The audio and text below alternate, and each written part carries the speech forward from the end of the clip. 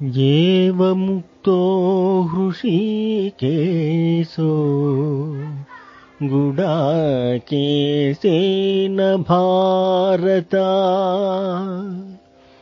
सेनयोरुभयोर्मध्ये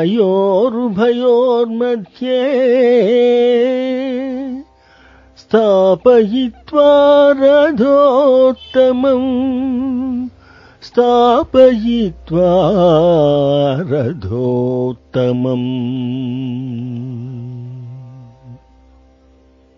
ఓ ధృతరాష్ట్ర, ఈ విధంగా నిద్రను జయించినవాడైన అర్జునుడు కోరిన విధంగా శ్రీకృష్ణుడు ఆ వైభవోపేతమైన రథమును రెండు సైన్యముల మధ్యకు నడిపించెను.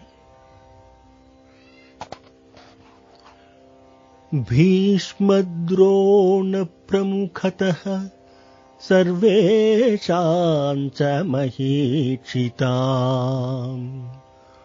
ఉవాచ పార్థ పశ్యైతాన్ సమవేతాన్ కురునితి. భీష్ముడు, ద్రోణాచార్యుడు మరియు ఇతర రాజుల సమక్షంలో శ్రీకృష్ణుడు ఇలా అన్నాడు: ఓ పార్థ, ఇక్కడ కూడి ఉన్న కురువంశస్థులను చూడుము. అక్కడ అర్జునుడు రెండు సైన్యములలో కూడా ఉన్న తన తండ్రులను, తాతలను, గురువులను, మేనమామలను, సోదరులను, దాయాదులను, పుత్రులను, మనుమలను, మిత్రులను, మామలను, ఇంకా శ్రేయోభిలాషులను చూచెను. అక్కడ ఉన్న తన అందరు బంధువులను చూసిన కుంతీపుత్రుడు అర్జునుడు కారుణ్యముతో నిండినవాడై తీవ్ర విచారానికి లోనై ఈ విధముగా పలికెను: దృష్ట్వేమం స్వజనం కృష్ణ యుయుత్సుం సముపస్థితం సేదంతి మమ గాత్రాణి ముఖం చ పరిశుష్యతి ముఖం చ పరిశుష్యతి.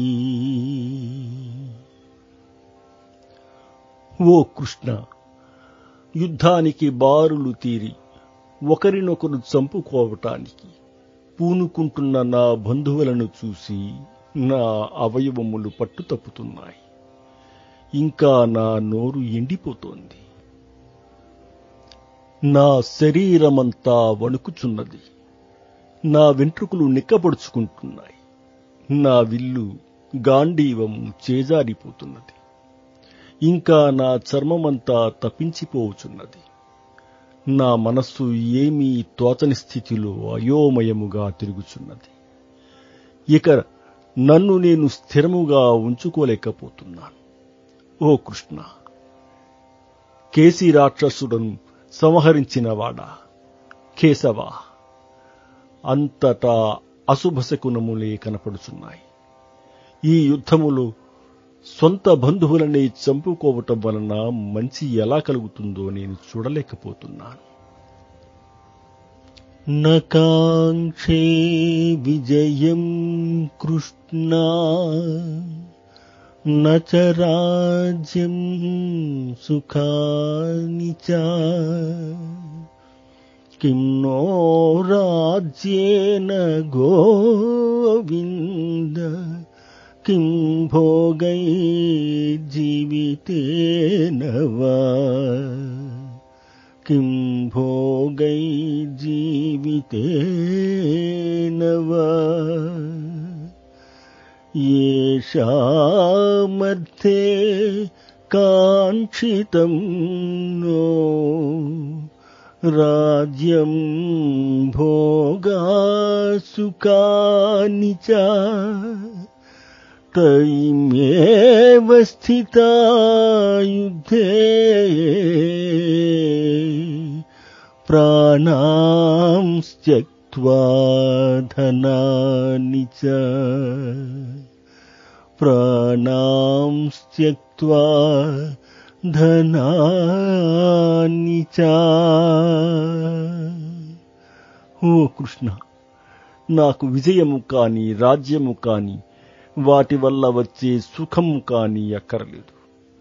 మనం ఎవరి కోసమైతే ఇదంతా కోరుకుంటున్నాము వారే మన ఎదురుగా యుద్ధం కోసం ఉన్నప్పుడు రాజ్యం వలన కాని సుఖాల వలన కాని ఇక ఈ జీవితం వలన కాని ప్రయోజనం ఏముంది?